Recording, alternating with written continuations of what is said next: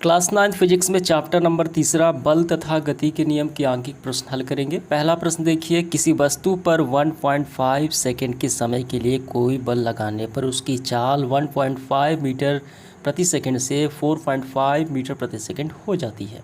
चाल में परिवर्तन हो जाती है। बाद में उसी बल को जो पहले बल लगाया गया था 2 सेकंड के लिए लगाया जाए तो 2 सेकंड में चाल में परिवर्तन कितना। आपको ऐसे समझना है, ये कोई वस्तु है, इस पर कोई बल लगाया गया कब, 1.5 सेकंड के लिए, तो इसका वेग जो है, चाल जो है 1.5 मीटर प्रति सेकंड से बढ़ के कितना हो गया, 4.5 मीटर प्रति सेकंड। ठीक है, तो 2 सेकंड में इसका ये बढ़ गया और इसी 2 सेकंड को अगर जारी रखा जाए तो वेग परिवर्तन, ये चाल परिवर्तन कितना होगा वो हमें बताना है। तो हम लोग गति के जो पहला समीकरण है इसको प्रयोग करेंगे और इसी से हल करेंगे। v = ut + at।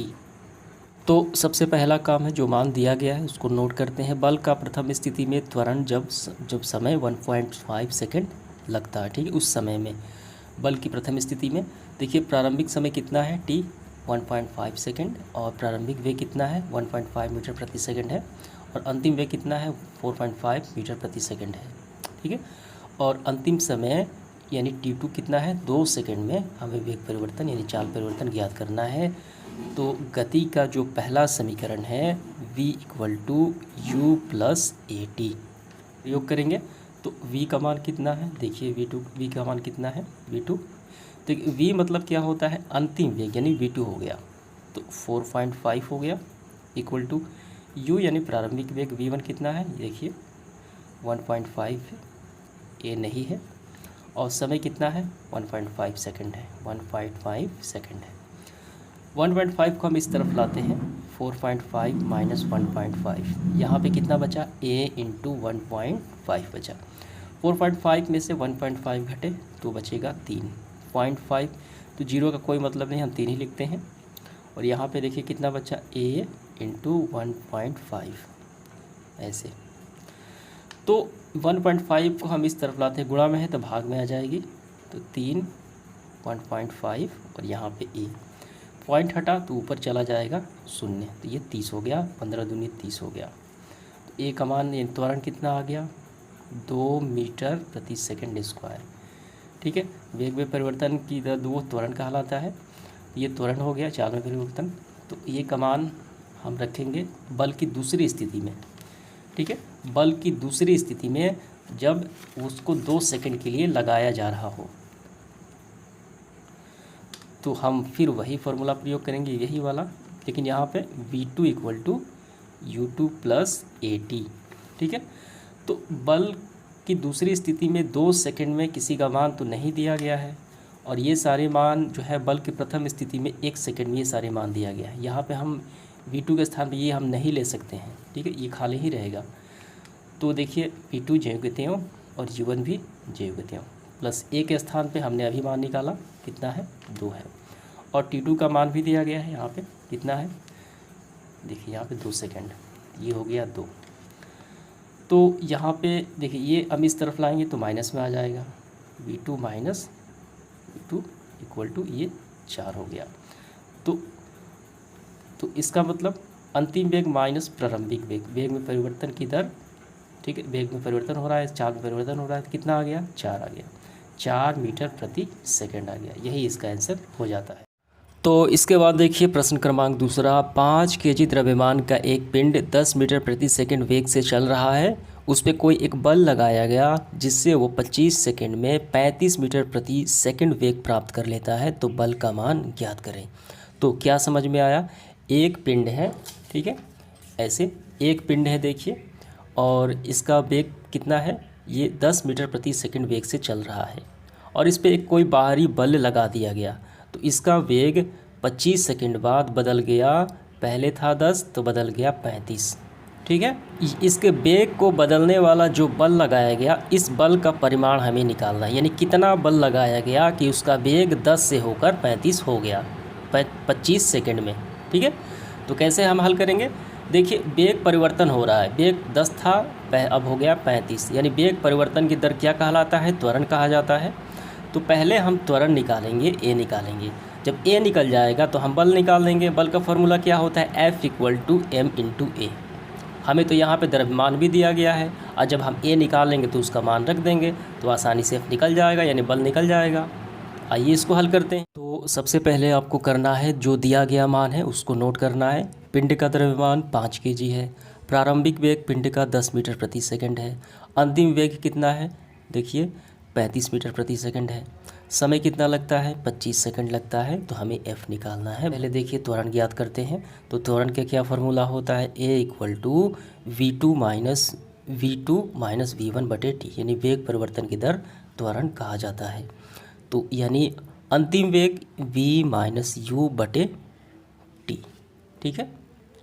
तो आप इसे देखिए, आप इसे v2 कह सकते हैं, v को v2 और u को v1, ठीक है। अंतिम वेग माइनस प्रथम वेग बटे टी, यानी वेग परिवर्तन की दर त्वरण कहा जाता है। तो अंतिम वेग कितना है देखिए हमारा 35 है, तो यहाँ हम लिखेंगे 35 माइनस, और प्रारंभिक वेग कितना है 10 है। समय कितना लगता है 25 सेकंड लगता है, समय लगता है 25 सेकंड। अब देखिए 35 में से 10 गए तो ये बचा 25 बटे 25, कैंसिल आउट हुआ, बचा 1। तो त्वरण कितना निकल के आ गया, त्वरण निकल के आ गया हमारा 1 मीटर प्रति सेकंड स्क्वायर, ये हमारा त्वरण निकल के आ गया। अब हम बल का परिमाण निकालेंगे, F = m × a, ठीक है। F = m कितना है, m हमारा दिया गया है 5 kg, पिंड का द्रव्यमान 5, त्वरण हमने अभी निकाला 1, तो कितना हो गए 5 हो गया। बल है इसे न्यूटन में इसे इंगित किया जाता है SI मात्रक, तो 5 न्यूटन का बल लगता है। तो समझ में आ गया आपको। इसके बाद देखिए प्रश्न क्रमांक 3, एक मोटर गाड़ी जिसका द्रव्यमान 3000 kg है, 36 किलोमीटर प्रति घंटे के वेग से चल रही है। 30 सेकंड में गाड़ी का वेग घटकर 27 किलोमीटर प्रति घंटा हो जाता है। गाड़ी पर लगा हुआ औसत मंदन बल हमें मालूम करना है। तो ये बिल्कुल सवाल ये दूसरे की तरह, जैसे हमने दूसरा सवाल हल किया है सेम टू सेम वही ऐसे ही हल करना है। लेकिन यहाँ पे क्या है, यहाँ पे जो वेग मीटर सेकंड के स्थान पे यहाँ पे किलोमीटर प्रति घंटा के दे दिया गया है। तो पहले इसको वेग को हल लेंगे, ठीक है। तो आइए सबसे पहले दिया गया मान है उसको हम लोग नोट डाउन। तो देखिए यहाँ पे मोटर गाड़ी का द्रव्यमान m कितना है 3000 kg है, प्रारंभिक वेग कितना है u 36 किलोमीटर प्रति घंटा है, अंतिम वेग कितना है 27 किलोमीटर प्रति घंटा है, और 30 सेकंड का समय लगा वेग परिवर्तन में, ठीक है। समय 30 सेकंड और f निकालना है।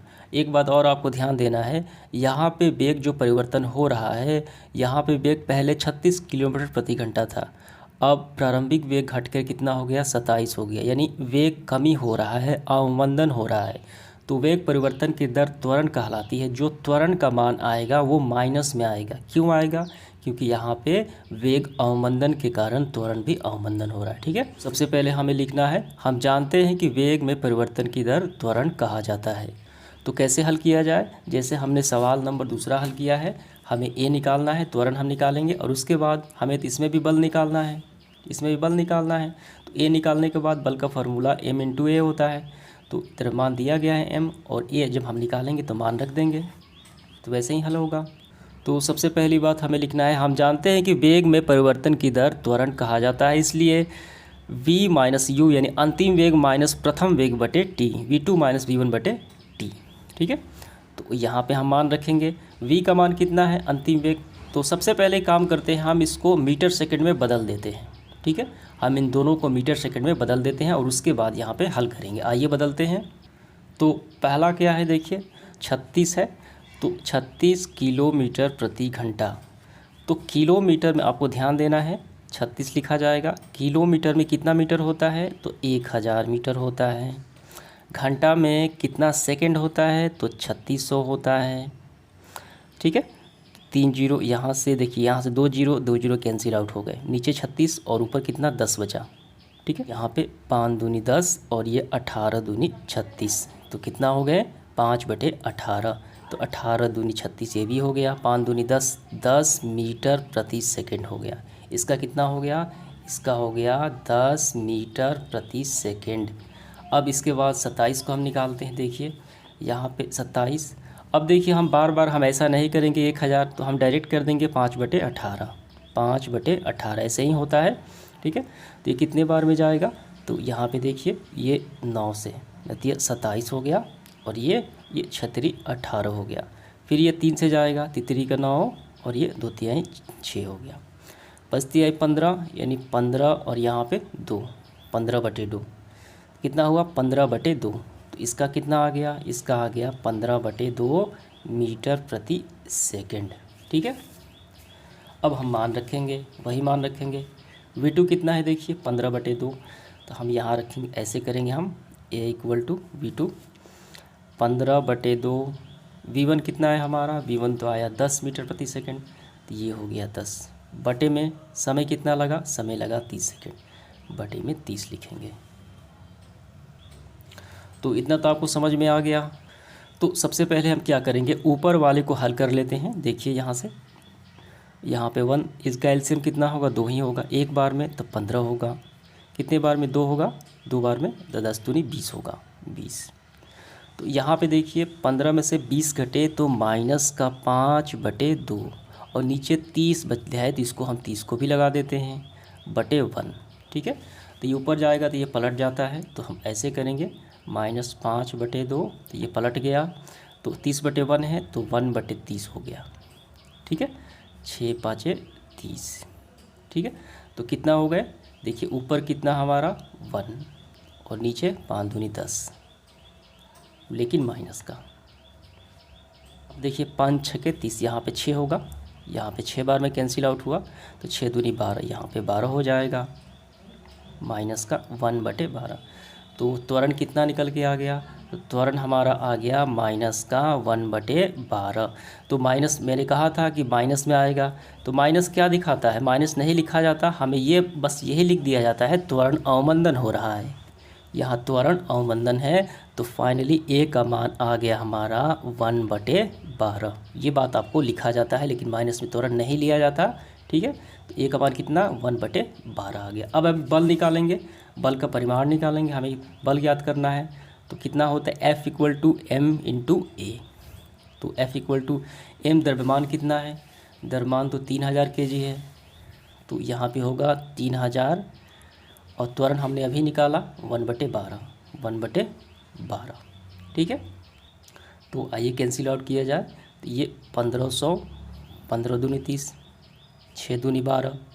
ठीक है, अब इसके बाद देखिए ये 500 दूनी 500 से कटेगा, 5 बचती है 15, 3 बार में 500 तिया 1500, और ये 2 से 2 तिहाई 6, तो कितना हो गया 500 बटे यहाँ पे 500/2।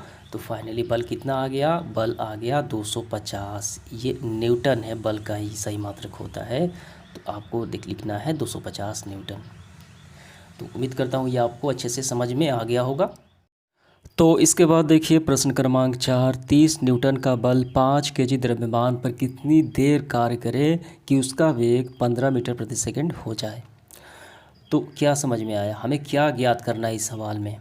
तो यहाँ पे देखिए, यहाँ पे दिया गया है बल, ठीक है, 30 न्यूटन बल लगाया गया 5 kg के द्रव्यमान में, यहाँ एम का भी मान दिया गया है 5 kg, पर कितनी देर यानी टी निकालना है, कितनी देर कार्य करे कि उसका वेग 15 मीटर प्रति सेकंड हो जाए।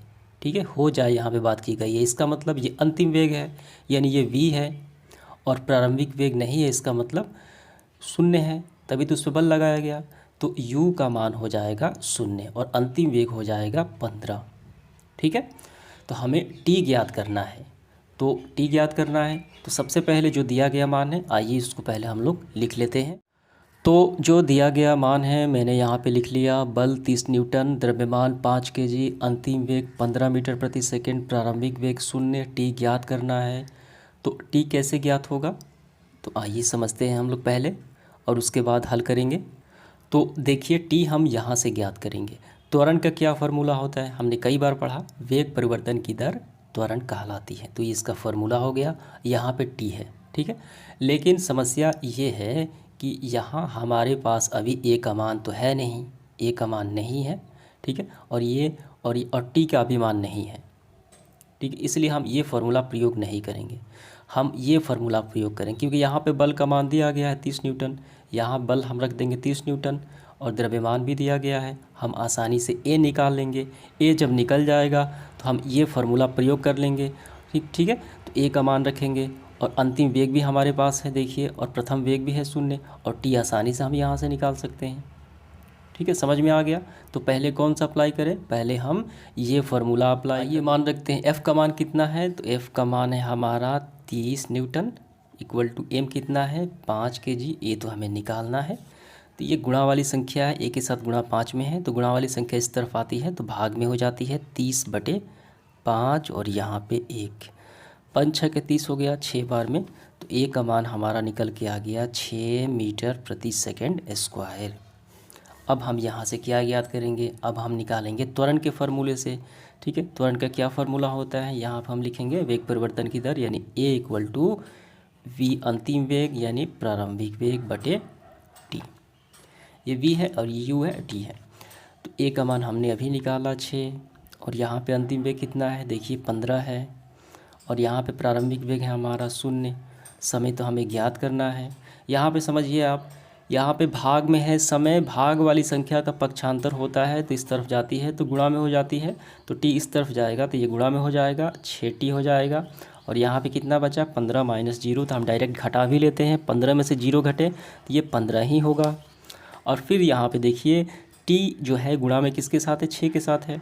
ठीक है, तो टी यहीं पे रह जाएगा, तो गुणा वाली संख्या इस तरफ पक्षांतर होता है तो भाग में चली जाती है 15/6, तो कितने बार में होगा, आइए इसको कैंसिल आउट करते हैं हम लोग। ठीक है, तो ये देखिए 5 तिहाई 15 और 2 तिहाई 6 हो गया, 5/2 हो गया। तो 5 का आधा कितना होता है, 2.5 होता है, 2.5 होता है। ठीक है, टी, तो ये टी का मान निकल के आ गया। समय है तो हम यहाँ पे सेकंड लगाएंगे, 2.5 सेकंड समय का मान निकल के आ गया, यहाँ पे आपको लिख लेना है। तो उम्मीद करता हूँ ये आपको काफ़ी अच्छे से समझ में आ गया होगा।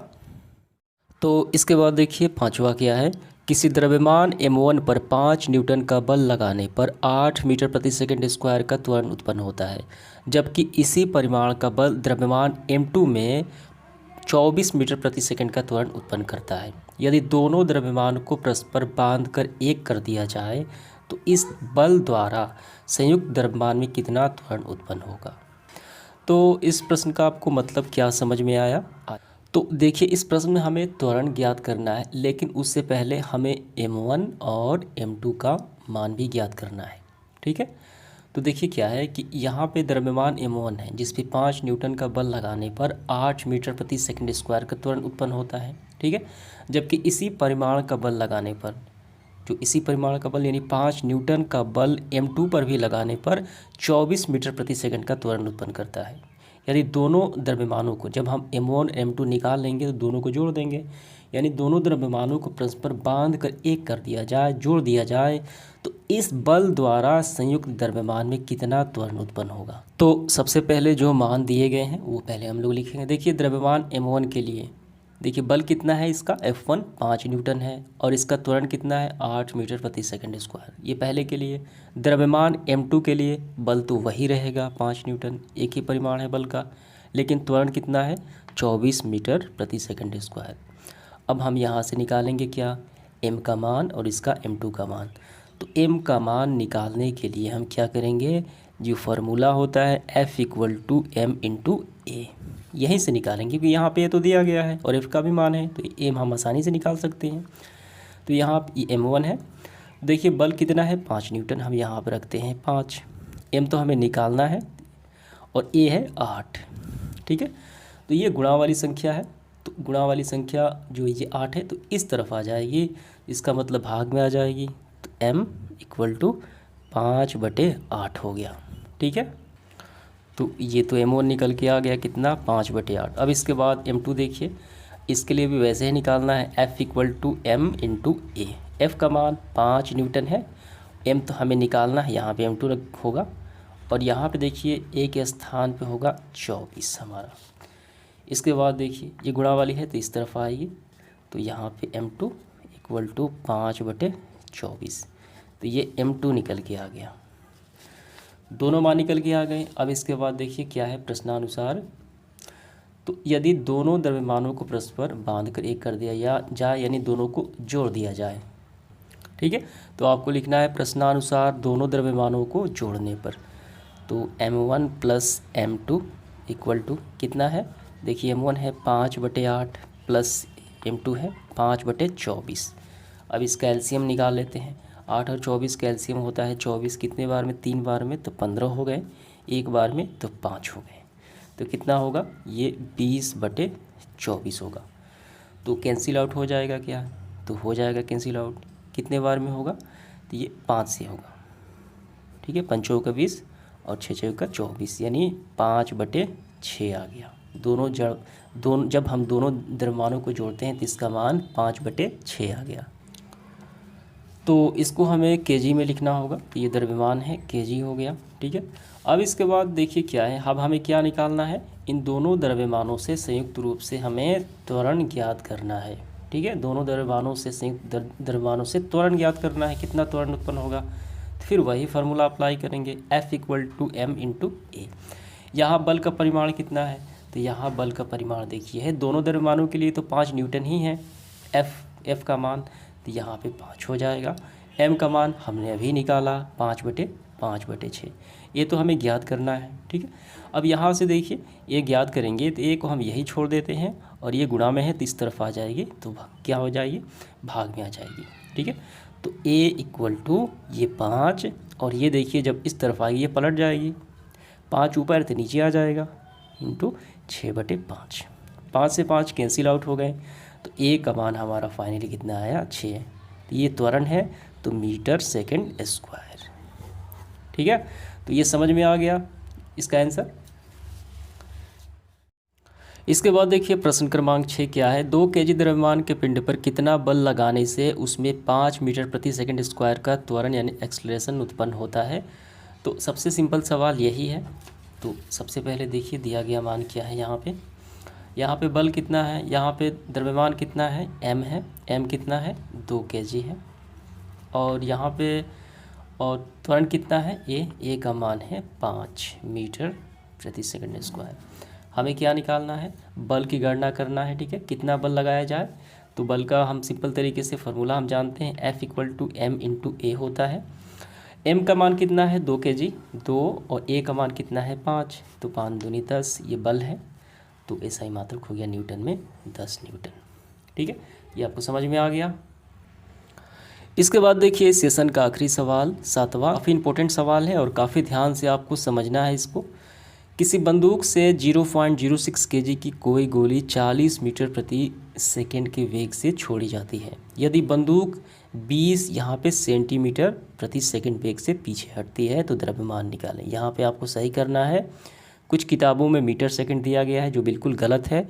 गोली छोड़ी जाती है तो बंदूक 20 मीटर पीछे हटे, ये संभव तो है नहीं, 20 मीटर काफ़ी ज़्यादा होता है। तो हाथ में बंदूक होगी, जब पीछे हटेगी वो सेंटीमीटर में ही हटेगी, मीटर तो बहुत ज़्यादा हो गया। ठीक है, तो 20 सेंटीमीटर के वेग से पीछे हटती है, तो इसका द्रव्यमान हमें निकालना है। ठीक है, किसका निकालना है द्रव्यमान, तो बंदूक का द्रव्यमान निकालना है। सबसे पहले देखिए मान हम लिखेंगे, गोली का द्रव्यमान कितना है, m1 0.06 kg, काफ़ी छोटी गोली होती है, द्रव्यमान भी काफ़ी कम होगा। और गोली का वेग देखिए v1 40 मीटर/सेकंड के वेग से आगे बढ़ी, और बंदूक के पीछे हटने का वेग कितना है, 40 सेंटीमीटर/सेकंड। ठीक है, तो हम सेकंड में सेंटीमीटर में तो मीटर में बदलेंगे, 100 से भाग देंगे तो 1/5 मीटर आ गया। अब यहाँ पे समझिए, गोली छोड़ी जाती है तो गोली छोड़ने का जो संवेग होता है, वेग उत्पन्न होगा, तो दोनों संवेग बराबर होते हैं, क्योंकि संवेग संरक्षण के नियम से P1 और P2 संवेग आपस में बराबर होते हैं। ठीक है, तो m1 v1 = m2 v2। यहाँ पे देखिए अब इसको हल करते हैं, तो हम लिखेंगे संवेग संरक्षण के नियम से क्या होता है, m1 v1 = m2 v2। ठीक है, तो दोनों संवेग आपस में बराबर होते हैं। तो यहाँ पे देखिए हम मान रखेंगे, m1 का मान कितना है, तो m1 का मान देखिए कितना, 0.06 है, तो यहाँ पे 0.06 × v1 का मान कितना है, 40 है, इक्वल टू m2 तो हमें निकालना है, ये बंदूक का भार है। v2 कितना है, देखिए v2 है, हमने निकाला 1/5 मीटर × 1/5 मीटर में। ठीक है, इतना समझ में आ गया। अब इसके बाद देखिए हम पॉइंट को हटा देते हैं, हमें m2 निकालना है तो हम पॉइंट को हटा देते हैं, तो 2 अंकों पे है 0 तो लग जाएगा, ऐसे हटा देते हैं तो आ जाएगा 00। ठीक है, तो आइए इसको अच्छे से हम लोग लिख लेते हैं ऐसे। ऊपर कितना बचा, 6 बचा, और 40, नीचे कितना बचा 100, ठीक है, पॉइंट हटाने पर। अब यहाँ पे देखिए m2 के साथ ये गुणा में है तो इसका हम पक्षांतर करेंगे इस तरफ, तो पक्षांतर होगा तो ये 1/5 है तो 5/1 होगा, ठीक है, ये पलट जाएगा तो ये होगा 5/1, ये कैंसिल आउट होगा बीच से, 20 दूनी 40, 6 दूनी 12, कितना आ गया 12 kg आ गया, ठीक है। m का मान कितना आ गया 12 kg, m2 यहाँ पे ये वाला, तो ये निकल के आ गया, क्या निकल के आ गया, ये बंदूक का द्रव्यमान निकल के आ गया। उम्मीद करता है समझ में आ गया होगा। देखिए तो बंदूक 12 kg है। तो उम्मीद करता हूँ सारे सवाल आपको काफ़ी अच्छे से समझ में आ गए हों।